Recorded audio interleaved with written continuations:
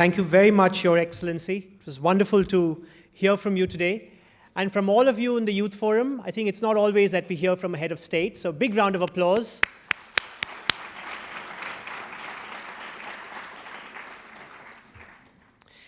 I would now like to welcome on stage our session panelists, the Honorable Floyd Green, Minister in the Ministry of Education, Youth and Information for Jamaica.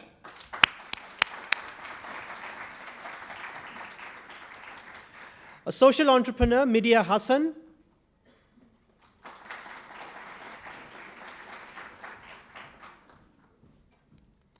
And Jude Addo, the Director of Private Africa Banking at Standard Chartered Bank.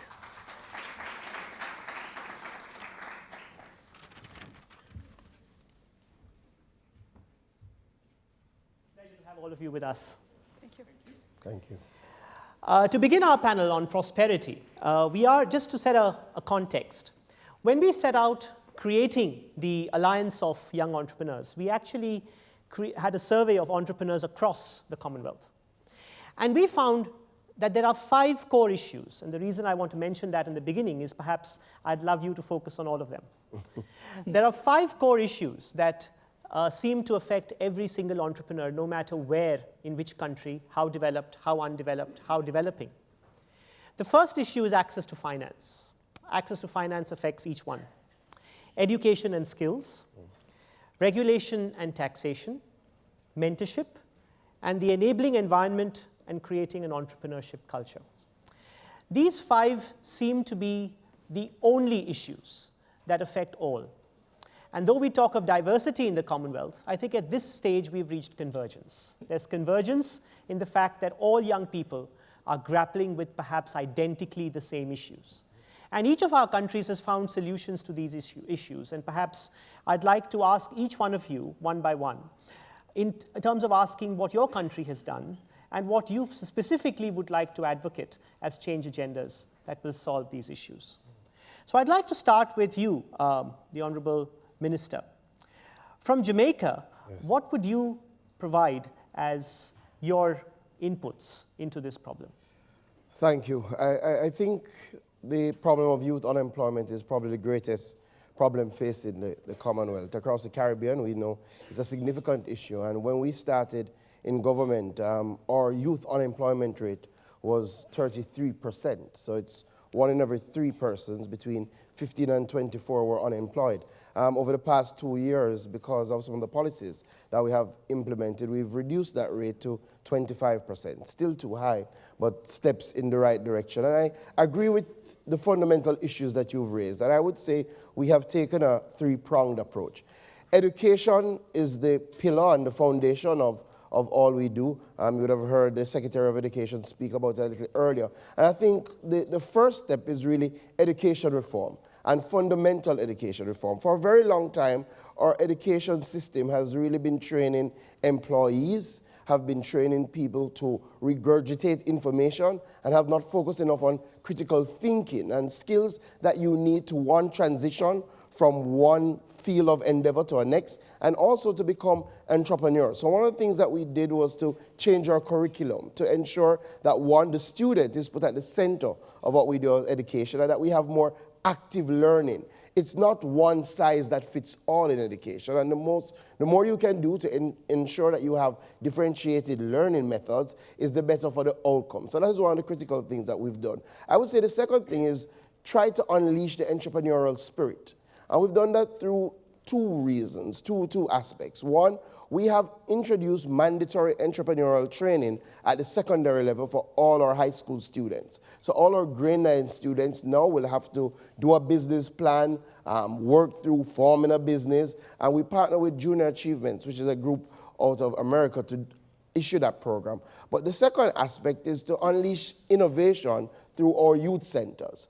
And we have a good program that's now being run by the Organization of American States, which is called the DARE Lab.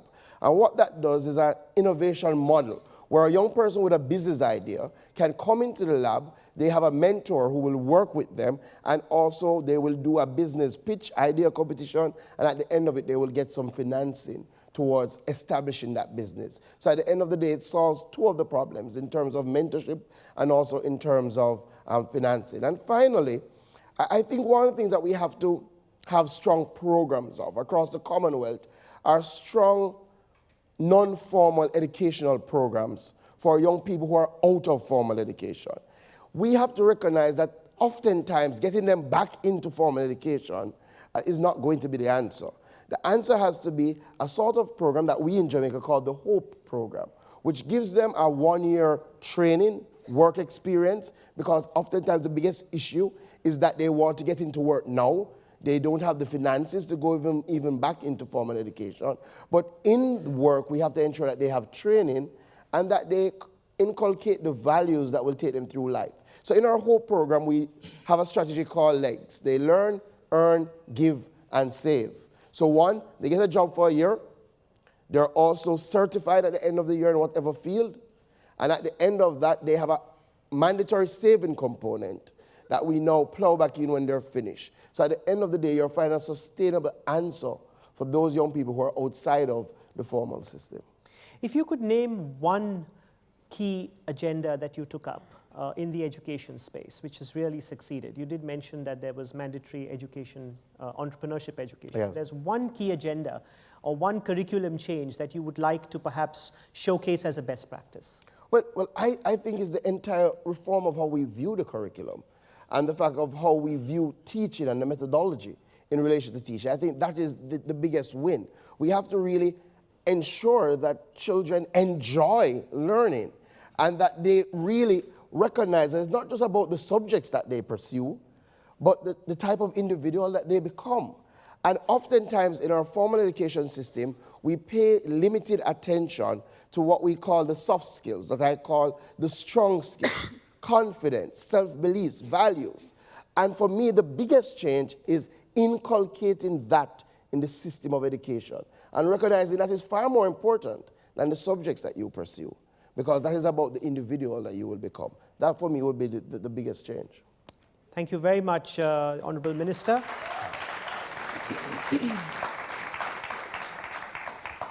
We'd like to now hear from Midia, from your perspective as a successful youth entrepreneur. What would you like to share in terms of how the ecosystem supported you?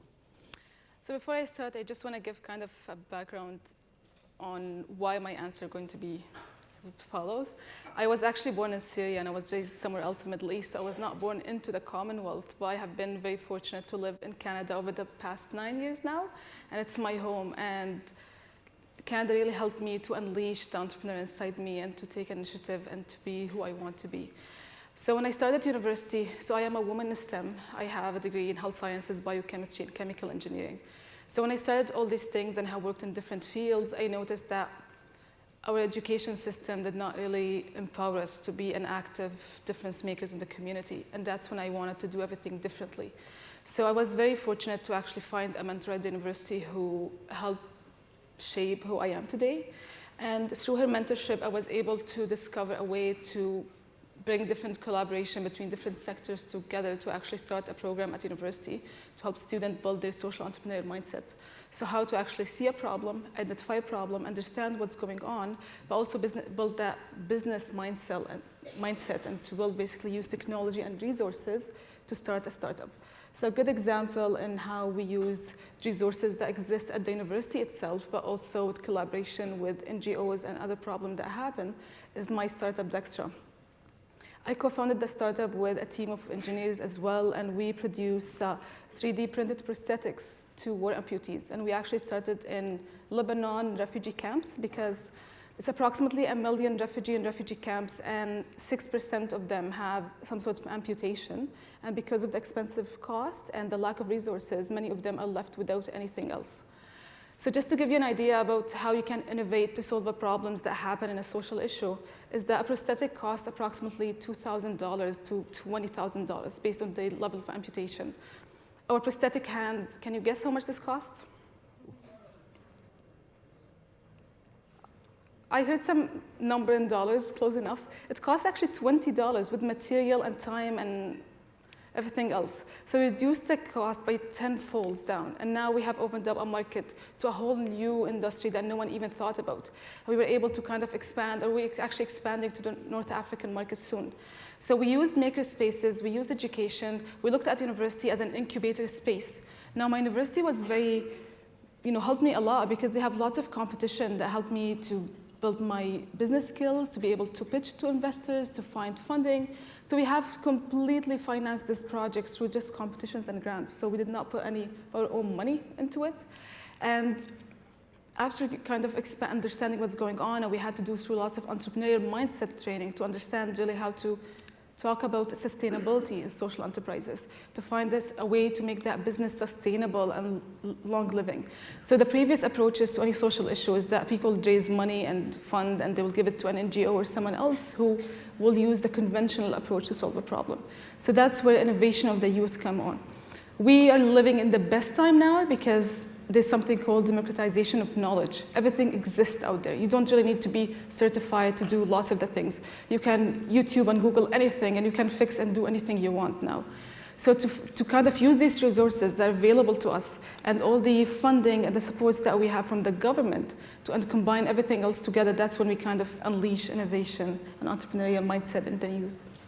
One of the key questions I wanted to ask you, especially when you're looking at a social business like you, is there's typically there's a problem understanding what social entrepreneurship is. I mean, most people confuse definitions of social entrepreneurship. We know ultimately it is a for-profit business, but it also solves a social problem. When you began as a social entrepreneur, did that issue of the fact that funders did not understand social business sort of impact you in the first couple of years? Yeah. Usually social businesses measure their impact and success based on actually solving a social problem. That does not mean that they can't make a profit out of it. That does not mean that you do not get paid. There's so many things you can do with social innovation entrepreneurship. It's very challenging to be able to raise money if you actually work in a work or a conflict zone, or you deal with lots of things in which if you go to investors, they might not have that money, or like they would know that they're not going to get any return on their investment in a long, long time. But if you basically innovate in the way that you could add different components and different revenue streams, and that's when you basically start to attract different talents and different investors as well. The main challenge is that there is a misconception about social entrepreneurship. People think that we're not entrepreneurs to some extent. There's not that much even funding avenues available. I mean, if you're lucky, you can go to a Kickstarter campaign or GoFundMe campaign online, get money and start ahead. But at the same time, there's lots of grants and support from the government, especially in Canada. But if you look at the big pockets and the big money, they're usually in the technology, entrepreneurship, and for-profit, which kind of put a limit. Now, I do know that it's kind of a hot topic in the upcoming year, and everyone's trying to kind of invest in social entrepreneurship. And part of the reason is because we are the generation to witness the impact of social, problems and issues across the entire globe, and we're the last generation to do anything about it. So if we talk about climate change, refugees, access to healthcare, inclusivity, anything else, we're the only ones who actually can do anything about it. And that's our future as well. And that's why there's this big shift now, and everyone wants to invest in social entrepreneurship. Even big corporations, they're starting their own social innovation sector with everything they do. So it is growing, but it's very challenging. But the investor might have some feedback and insights soon. Right. I'm sure he would. Thank you very much, Midia. So now I'm going to now take on the investor, the banker in the room. Finally on the panel, we have Jude. Your thoughts on the entire system in the private sector?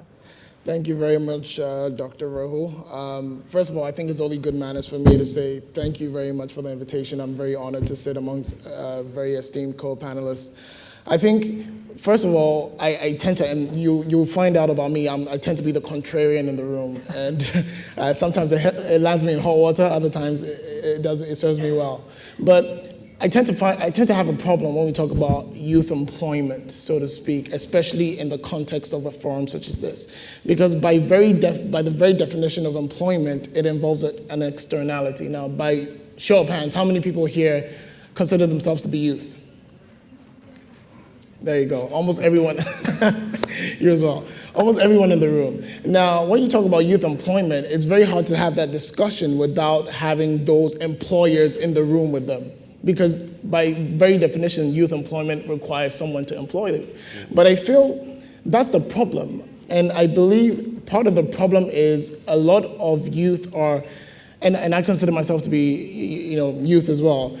We need to be disabused of the mindset that you go to school, you get an education, and you just wait around for someone to employ you. I think that is one of the critical issues around this topic. And I'm not knocking education at all. I'm the recipient of a very great education, both in Ghana and in the US. But over time, I'm beginning to see diminishing returns on education. And by very nature, look, my job sends me to Africa, mostly Ghana and Nigeria, to cover very high net worth individuals. And I was speaking to an entrepreneur who runs a very large factory. And he was telling me, Jude, our universities are churning out graduates and have a great company, but I just can't hire them. And and that's not limited to Africa. I mean, even here, while I was still working at JP Morgan 4 years ago, I was walking out the tube at Canary Wharf Station, and I saw a student, I'm assuming he was a student, with a plaque holding up saying that he's a first-class degree holder, can someone please employ me? Now, this is the UK as well. And I think it's just a big shame that we tend to overemphasize education, and I'm a great supporter of the work you're doing in terms of education reform and actually disabusing youth of the mindset that you just go to school and wait to get a job. I believe, first of all, in investing in yourself. And I believe hugely in, I know it's kind of ironic, an employed person talk about self-employment, but I'm a huge believer in self-employment. And the reason I think investing in the youth needs to actually start from the youth. I take a bottoms-up approach rather than a top-down approach. And when it comes to financing youth, in terms of entrepreneurship, in terms of business, it actually needs to start from the youth. Now, let me ask you a question. How many of you here, but at the end of your paycheck, actually have a little bit of disposable income to save, by show of hands? Sometimes. It's a decent number. Now imagine if all of you got together, pulled that disposable income you had, and put it into something called an investment club. And that is what I have done with a few friends of mine. We started off as 6 partners with only £15,000 initially. And now, a year and a half later, we had 19 partners with £160,000. Now, what we are actually doing is essentially just investing in ourselves, because according to statistics, 1 out of 10 businesses will succeed in terms of startups. That means an astounding 9 out of 10 fail, right? So if we can pull our capital together and individually start businesses, invariably one of them is going to succeed if we all invest in each other's businesses. And then we all share the success. And that's why I believe the first step to investing in youth is to have youth start investing in themselves. How investing in youth investing in themselves is certainly a great way forward. But when they look at external funding, one of the critical issues is that people don't find youth worthwhile investments or too high risk as an investment. Yeah. How would you assess the risk appetite of bankers or angel investors for youth? Since you're the contrarian, I'm just sort of putting this on the table. I mean, that's a very good question. I think it's hard to give a universal response to that because there's different pots of money for different things. I think if I wanted to just give a broad brush approach, obviously, when it comes to investing in youth, by the very definition, it's considered extremely high risk. And I think there's a general, and I believe it is a misconception that the youth are not bankable.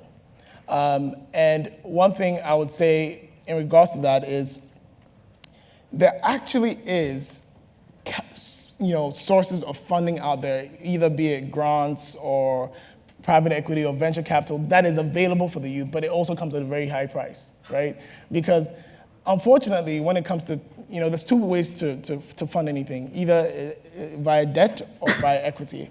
Now, it's going to be very hard to get debt funding especially if you're a young person and it's a startup, because there's really no cash flows or anything to back it. There's no collateral. The traditional way to fund those projects is through equity, but it means that you're giving up a huge part of your shareholding. Now, I'm an advocate of that because in many respects, it makes more ways to fund anything, either via debt or via equity. Now, it's going to be very hard to get debt funding especially if you're a young person and it's a startup, because there's really no cash flows or anything to back it. There's no collateral.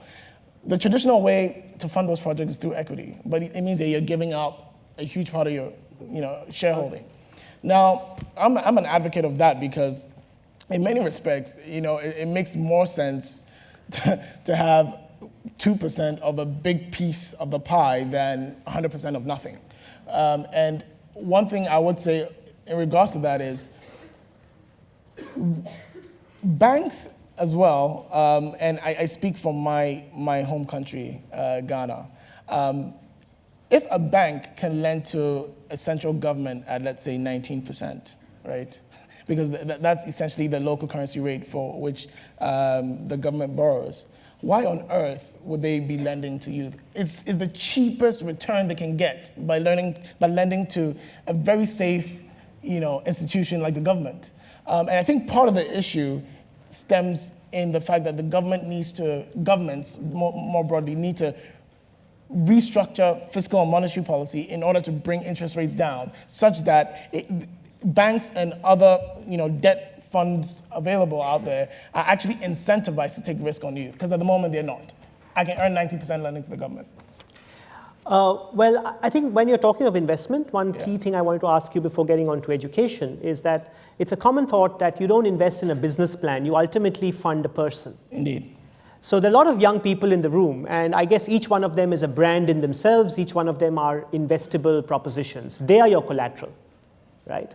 So how would you want, what kind of a youth profile that is something that attracts an investment? What things should they build amongst themselves in their own capacities? Okay, so I'm speaking as an investor from a cornerstone perspective, which is the name of the investment club that we have. I think one thing an investor first wants to see in a young person, do you have skin in the game? That's straight off the bat. Are you either invested either through sweat or through your own personal money? First of all, have you raised money from friends and family? Because if your friends and family can't believe you or believe in you, then what are the chances that an external investor is going to believe you, right? So that's critical. I think also you need to position yourself very well in terms of, as a young person, you're absolutely right.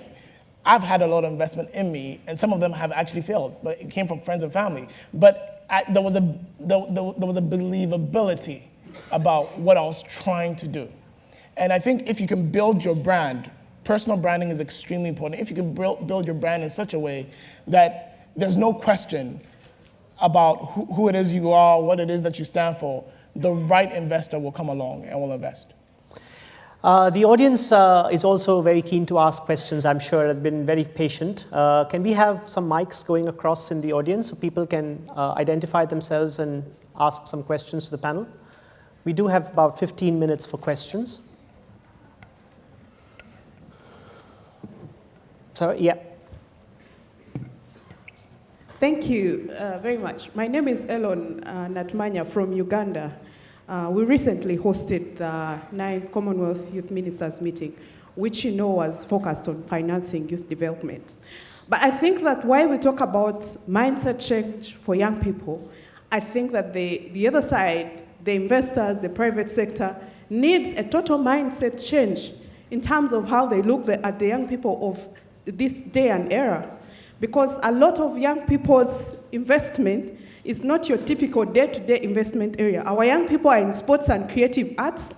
How many banks, how many institutions can believe in people who have such kind of investments that are willing to make a lot more profits but can invest in them? If, for instance, I had a manuscript, where would I be able to get actual financing to produce a book that eventually will go on the shelf and make as much money as possible? So I think it's about building partnerships and encouraging a lot of financial institutions believing in what young people are doing. So what we're talking about is to move a little bit from commercial financing and more to development financing for young people, because the potential is there, the numbers are there. Encourage the young people to form group formations, to come together, other than just continuously looking at the traditional commercial financing, which eventually will not bring us on board. Thank you. So, moving away from commercial financing, any comments? Or you would take all the questions first? Yes. So can we get the question from there, please? If you can have 4 or 5 questions, and then the panelists can answer them all together. Thank you so much. I'm called Kiza Saddam Hussein, candidate for African Europe representative to CYC. We must stop preparing the future for youth, but rather prepare youth for the future. And this calls real investment in youth. We acknowledge that there is need for financing youth initiatives, but money is scarce. So, to you, the panelists, what are the innovative approaches that you feel can be the best avenues to tap into finances that can finance youth initiatives or social enterprises? Thank you. So innovative financing, again, echoing exactly what was said earlier. Can I have one more question, then we can answer, and then we can ask the other 2 as well? Yes, please. Hello. Okay, can everyone hear me? Okay. So hello, thank you so much for the opportunity to ask a question. My name is Chiranti and I'm a candidate for VC for Inclusion and Engagement. The question I have is a more socialist perspective. Coming from perhaps a very traditional community, one problem that you always face is that older generations who have been impacted by traditional education always think that entrepreneurship is a risk. They'd rather tell you, oh my God, why are you not being a doctor? Isn't entrepreneurship actually being unemployed? What will you do if it fails? So what can we really do to actually change that mindset to create a proper support system? Because that really holds you back. Thank you very much. Okay, so we'll answer these questions before going further. So innovative financing and creating a mindset change. So maybe you could answer that question first. Start. Would you like to take that? Yeah. In terms of innovative financing, if you want to access big corporation money, you can actually look into their corporate responsibility funds and grants. And sometimes they have certain agenda or problem that they want to target annually, so you can kind of get access in that thing. The second thing is that there's lots of effort to have tri-sector collaboration, which means the for-profit, the not-for-profit, and the government as well, because they all actually depend on each other. So if the government comes up with a decision, they might actually affect all the other sectors, and they limit what you can do with certain perspective. But also the for-profit, the technology startups, the technology sectors usually have money, they take lots of risk, and they're willing to invest in certain projects. And you have the social, the not-for-profit sector, they're the ones who understand the problem the most and the ones who are actually willing to solve it, but they lack talent and fund. So that's why we need a collaboration between all of them. Now, I did mention that there's lots of crowdfunding applications and platforms that allow you to actually raise money without having to approach to any of the conventional way. And this have been working for many different startups, especially in the social enterprise sector. But also the corporate responsibility fund is something else in which big corporations are looking into all the time. That's a good source of funding. Yeah, I'll talk a little bit about the mindset change, because it is a big issue. We have it not only in relation to young people becoming entrepreneurs, but in relation to particular fields that young people go into, whether it be the creative industries, whether it be skills. What I have found, a lot of, let us call the more experienced or the older generations, they don't have the information. And part of what you have to do is give them the information. So they're still caught in a fake reality of what works in today's world.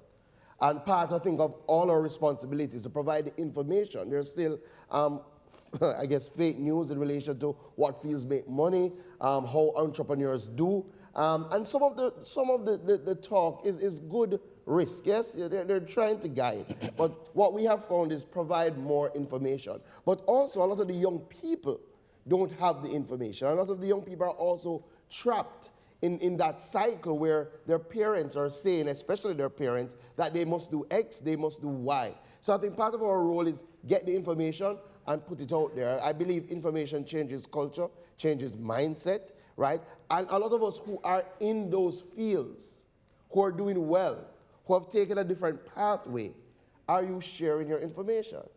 Are you forming networks? Are you going back into these rural communities to say, look at us, no, this is a different path? We're trying it in relation to skills. We're trying to say to more young people, this is what is needed now. Are you aligning what you're doing with the marketplace, with the businesses of the future? So the information flow is what is important, I find. Can we have three more questions, please? Yes, please.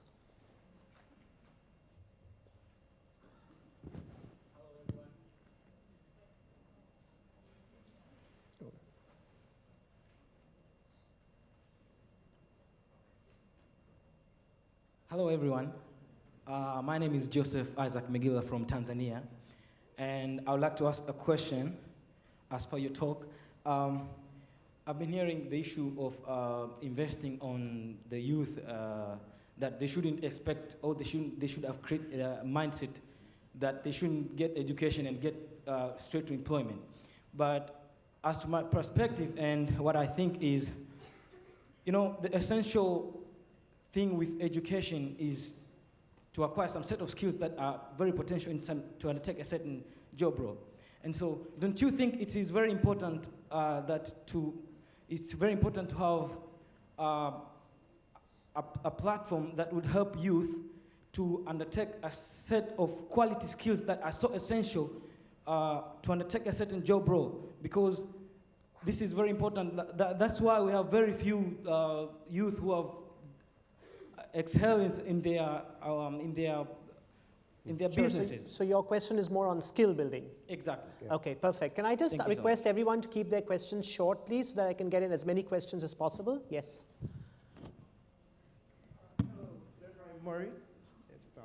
Glenroy Murray from Jamaica.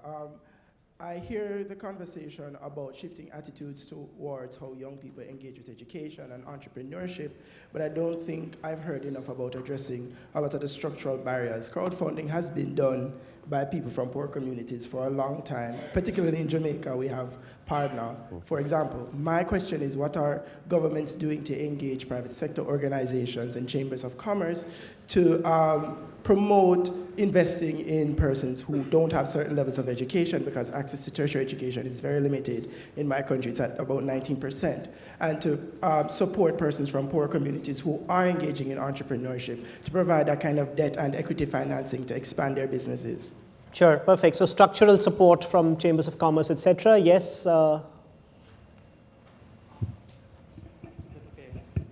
Hi, I'm Tasdeeq from Bangladesh, and right at this moment I'm studying global mental health at King's College London as a Commonwealth scholar.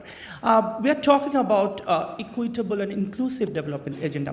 I know we have a fear about talking about LGBTQI communities. We have a fear about talking on ethnic cleansing, about vulnerable population and gender pay gap. Can I ask you one thing, that can we give all the Commonwealth countries a deadline for reducing all this discrimination at this point to reach the equitable and inclusive development agenda properly? Thank you. Sure. So discrimination, yes, one question there, and one last question from here. Yes.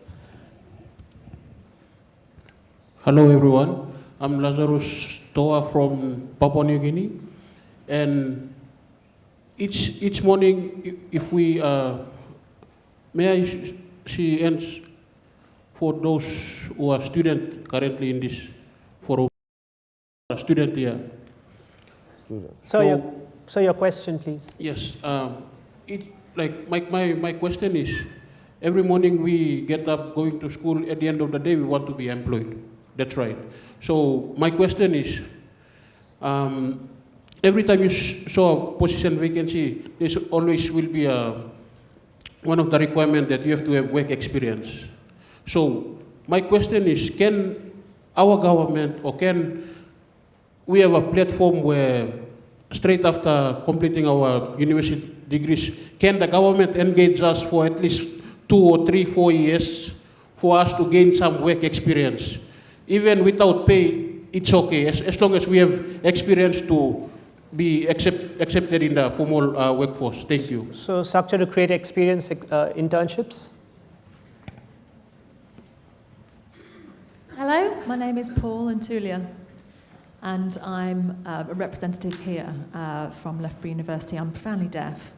And my question is to the Honourable Floyd Green, to do with Jamaica, actually. So just recently I've heard of a story of a group of deaf people who have set up a cafe, and they've done that all off their own initiative, because I don't believe it was accelerated by any kind of program in Jamaica for deaf and disabled people who are interested in setting up business and in entrepreneurship.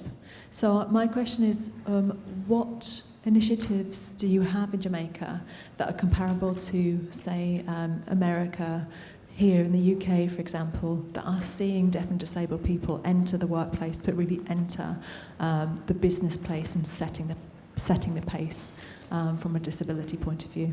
Okay, perfect. So just quickly summarize, it's skill building, structural barriers, enabling structural barriers, discrimination, removing discrimination, and also work experience for as interns. So would you like to quickly take any questions? So maybe I can ask the Minister regarding the skill building and the structural issues.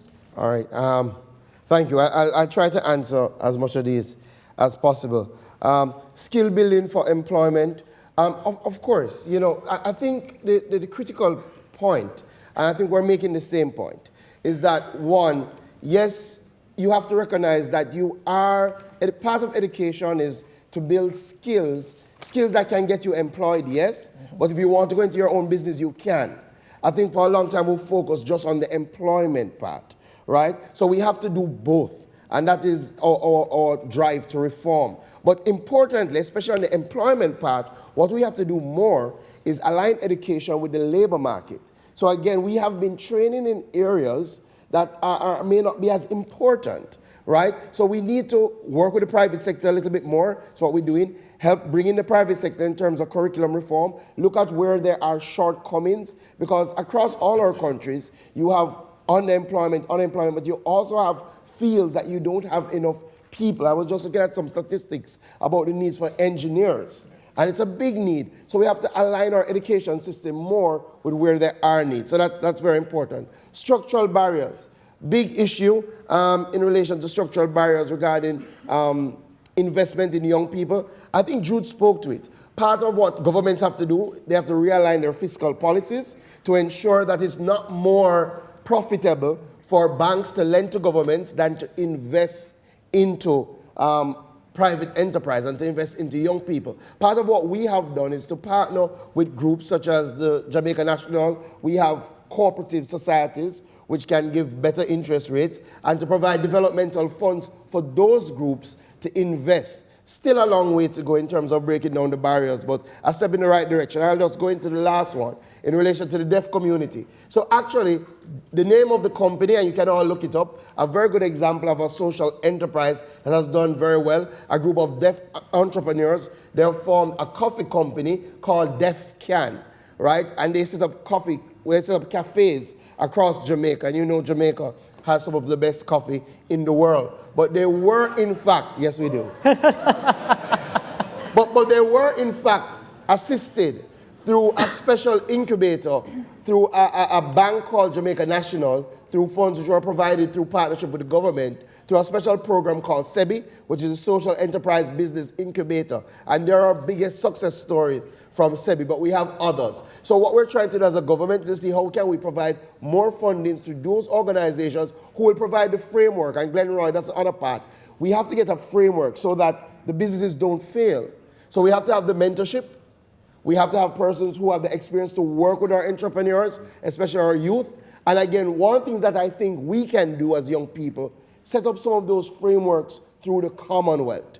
What are you doing to ensure that you set up a business mentorship framework like the Alliance that goes into especially rural communities to provide that sort of expertise, hand-holding, so that these youth businesses will become more bankable?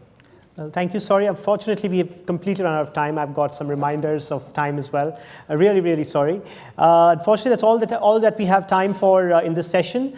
Just two quick announcements. We have a book, which in case you would like to take up, is being circulated. About 400 copies are lying around in the building, on the case for urgent action on youth employment. Perhaps this is something that you would like to pick up and read. Also, we have refreshments upstairs at the Pickwick, where you can, or you can also stay here for the commencement of the Youth Council hustings. So either one is available for you to do after the session. So thank you very much to our panel. Thank you very much to our president of the Seychelles. And thank you very much to each one of you who was here in the audience, is very patient listening. Thank you very much. Okay, folks, if I can just get you to sit down for a couple of more minutes.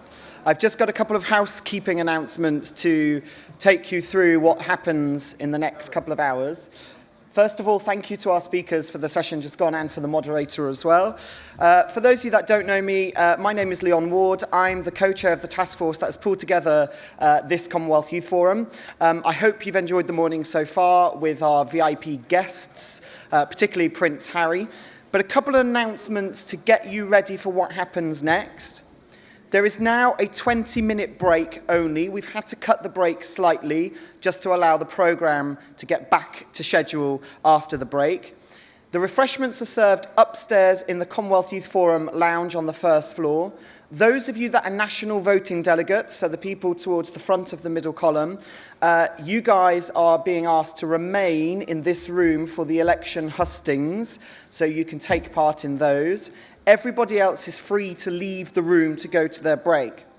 Following that then, there are breakout sessions across the building for which you should refer to page 18 and 19 of this booklet to find out which rooms you need to go for.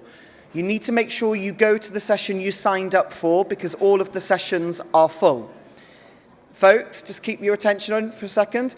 If you can't remember what session you signed up for, check the Forum Hub. Alongside that, please refer to the Forum Hub if you need any documentation for this forum. There is a zero draft of policy recommendations that the International Youth Task Force have pulled together. If you have any comments on that document, which is on the hub, you need to direct those comments through to your national delegates because they are the ones that will be voting through the policy recommendations during the General Assembly on Wednesday. Lastly, for those of you that haven't yet, please do engage with the social media channels and hashtags which are on the back of your brochure. You will find all of the hashtags and channels that you need. There is a Snapchat filter, and I understand we are the most Snapchatted location in all of England this morning. So keep it up, and thank you very much. I'm going to invite Andrew to the stage now to moderate the hustings. Enjoy your break.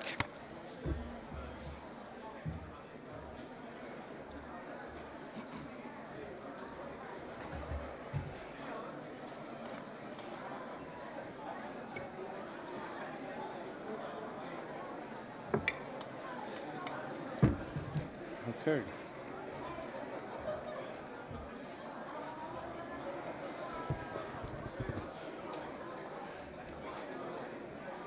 National delegates, can we begin to settle down, please?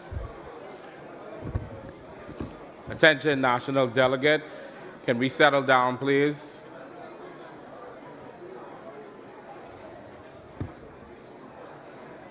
Yeah, I should hold it.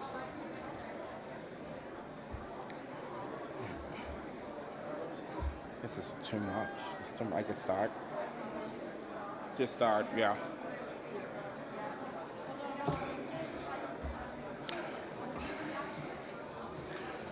Okay. I would like to welcome all the national delegates here at the Meet the Candidates and Election Hustings 2018. I am Androl Arana, the Elections Board Secretary and your moderator for today's series of hustings. We will be featuring a diverse and experienced group of candidates vying for Commonwealth Youth Council Executive 2018-2020. House rules. Delegates, all national delegates are mandatory to participate and be present at each hustings sessions. There will be absolutely silence during each candidate's speech, and questions and answers will accompany after each candidate's speech. So I would like to present the candidates for the Pacific Regional Representative. Can we please settle down? Can we please settle down? We want to begin.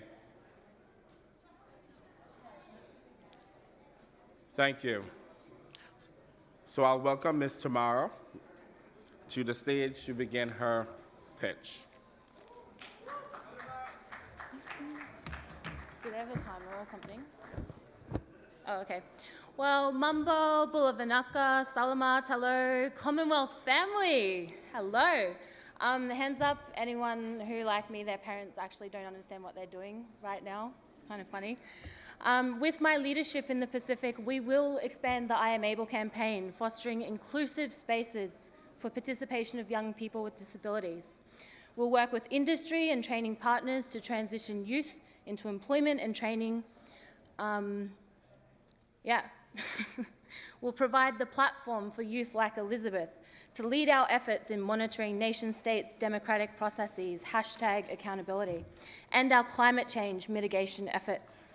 We'll meet the diverse needs of youth groups working on youth peace and security, integrating Saipan and the Youth Human Rights and Democracy Network into the Pacific.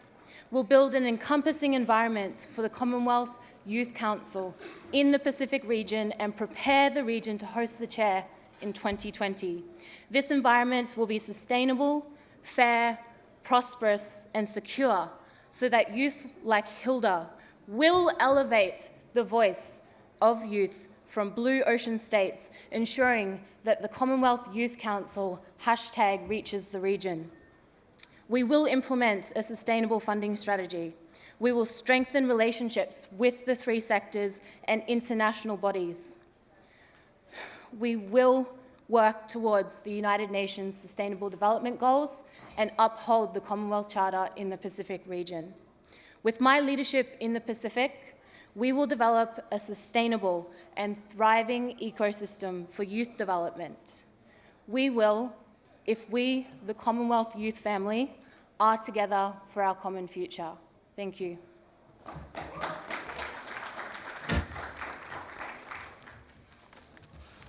I'd like to welcome Miss Elizabeth. Thank you. Great. Pacific Road, Pacific focused. That is what I am and who I am. I was born in New Zealand to Tongan parents. I spent my early years in London before moving to and between Australia and Tonga over the past 15 years. My family continued to live in Tonga, Fiji, and Kiribati. As a proud Commonwealth citizen, I have lived and worked in 4 different Commonwealth countries. I have a strong record in delivering success for the Pacific region and making our voices heard and valued in the Commonwealth. I volunteered at the Mango Tree Centre for the Disabled. I've taught Braille to visually impaired. I've worked as a radio co-host for the Talitha Project. I have founded Tonga Youth Leaders to help empower and engage young people to be active in society and politics. I have represented our region as a Commonwealth Youth Parliamentarian, as a One Young World Ambassador, and as a Queen's Young Leader. As your Commonwealth Youth Council representative and in the Pacific and across the Commonwealth, I will prioritise education for all, empower underrepresented groups, including youth, and embrace the challenge of tackling climate change so that we have a clean and safe future for future generations. I will regularly talk to you and listen to your concerns and always act in your best interests. I will be your representative and make myself accessible across our region by using eco-friendly technology and never wasting public money. Thank you.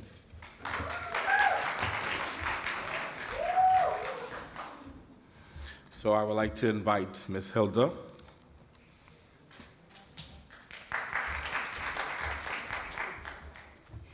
Nimbula Vinaka and warm greetings to you all. My name is Hilda Vukikomala. I am from Fiji and you all know why I am here. First and foremost, I am a member and nominee to the CYC board of the Pacific Youth Council. And as an Indigenous Pacific Island young woman, this presentation was developed in solidarity with young people from across the region to emphasize that my voice is a representation of theirs. For those of you who don't already know what the Pacific Youth Council is, the Pacific Youth Council is the umbrella body for national youth councils spanning 12 Pacific Island nations, including 8 out of 10 Pacific Commonwealth countries, which are namely Fiji, Kiribati, Nauru, Samoa, Solomon Islands, Tonga, Tuvalu, and Vanuatu, with PNG soon to become a full member. Now, with regards to our committed goal as Commonwealth youths to working towards a common future which is more secure, more sustainable, prosperous, and fairer, my campaign video clearly highlights the plan I will take to build this future with the youths in the Pacific and our necessary partners. So please watch it.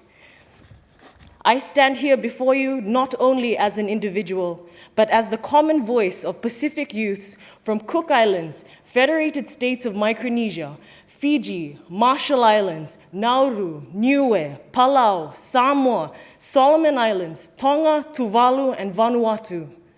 We not only believe in a sustainable future where it is informed by development justice, human rights-based approach, and communal interconnectedness, but we live it day in, day out. Voting for me means voting for the strengthened connectedness of my beloved blue Pacific Ocean states. A vote for me means that every grassroots Pacific youth voice is heard at the national, regional, and international level. The Pacific has always been known to deliver more with less, and that is my commitment to you. Thank you.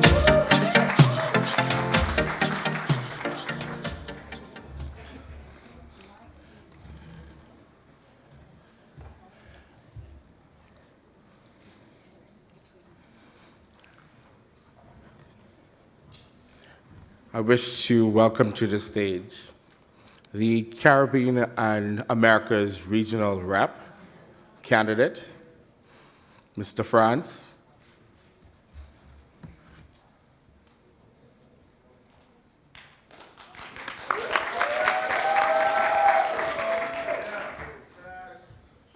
Hello, my Commonwealth family. As a candidate for the Caribbean and Americas representative, my vision is a more united Caribbean and Americas. If elected, I hope to do 7 things. First of all, advocate for the establishment of national youth councils where they don't exist. Secondly, advocate for national youth councils to receive the necessary support that they need from their governments, especially through the establishment of national youth policies. And this is very important because the NYCs are the focal point for the CYC. If they don't function, the CYC cannot function. Also, I want to try to increase the presence and relevance of the CYC in the region. And this hopefully will be done through a PR campaign. Also, I want to foster very strong and sustainable relationships with other youth organizations. Should I achieve those first 4 things, which I call the housekeeping matters, within the first 6 to 12 months, I then would hope to move on to implementing a social campaign on gender issues. We need to stand up for our women and our girls. Also, a climate change advocacy program. And lastly, an entrepreneurship mentorship program. So, I'm simply asking to support my vision for a more united Commonwealth and a more united Caribbean and Americas. Thank you.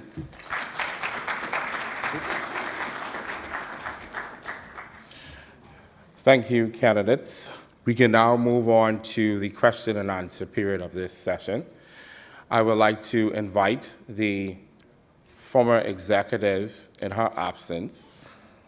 We'll have the special interest group from executive to ask a question on behalf of the Pacific Regional Executive. And then we'll have the Caribbean Americas from executive to ask that question as well. We have 2 podiums. two mics in the stand. Thanks, Moderator. First of all, congratulations to all three young women of the Pacific. I commend you on and thank you for qualifying on your own merit to represent the Pacific in the Commonwealth Youth Council. As you all know, I'm the representative for special interest groups, but asking this question on behalf of Christina Giwe, the outgoing Pacific Regional Representative Executive of the Commonwealth Youth Council. I have one question, and it is generalized, and you all three have to answer it. And listen very carefully. What is your strategy for governments in the Pacific to support you in your entire tenure as an executive representing the young people of our Pacific Islands to ensure that you deliver on your priorities outlined in your manifestos, knowing that the economic, political, and environmental challenges faced by the past two elected Pacific representatives on the CYC? And how do you wish to implement that strategy to ensure that young people of the Pacific have a voice, not only in the Commonwealth, but also in the international spaces? Thank you.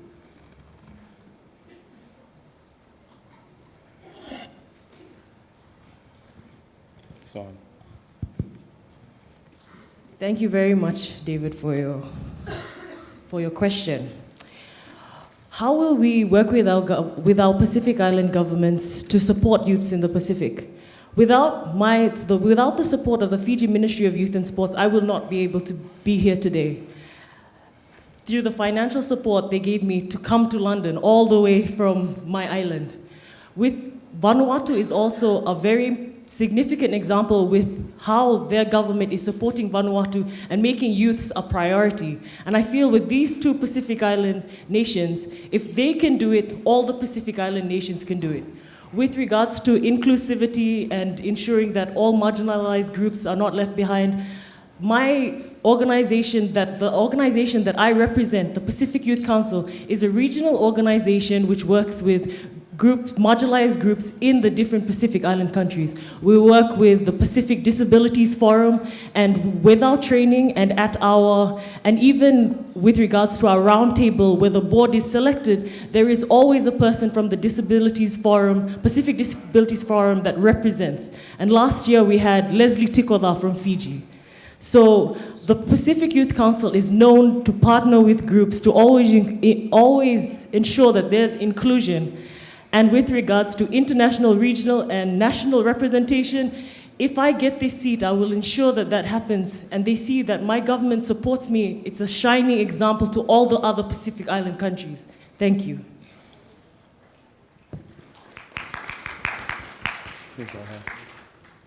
Malo David.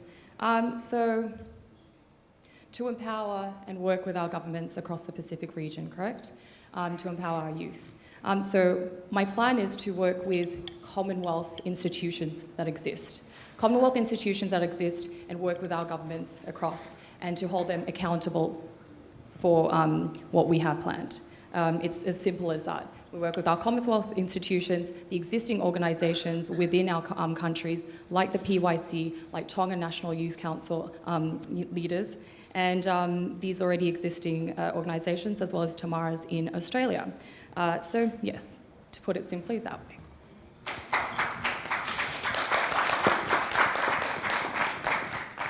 Well, thank you for your question, David.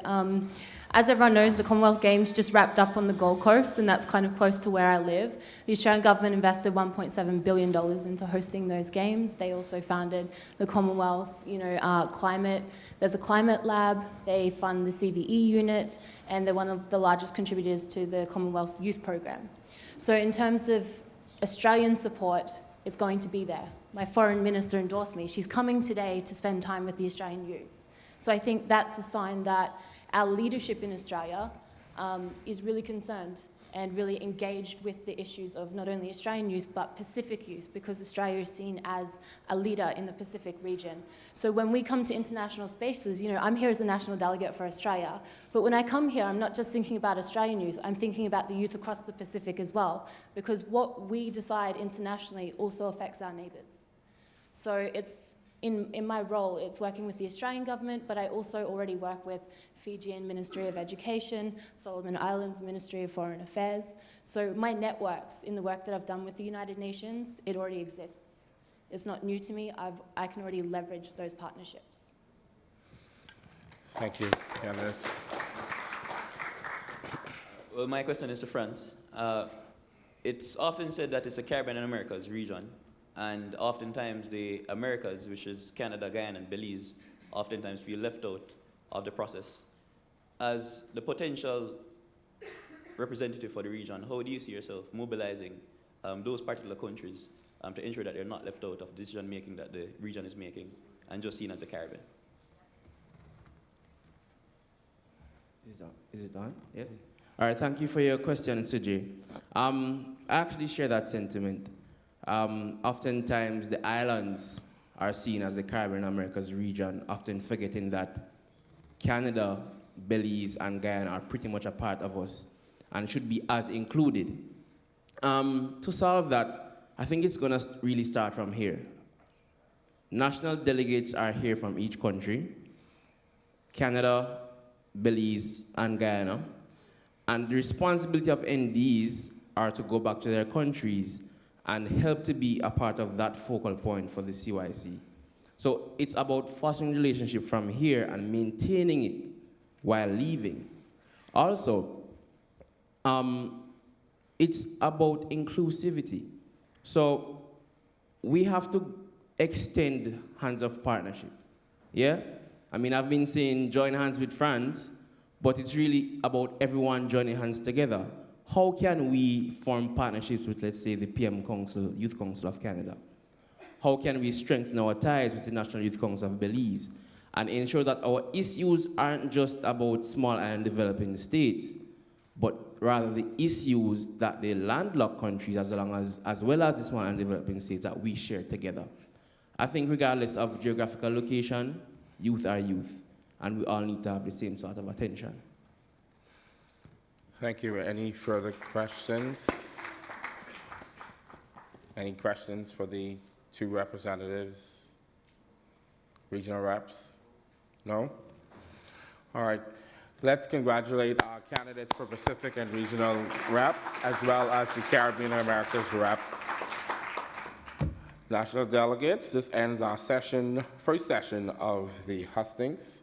We will see you all at 1:15 for our next husting session.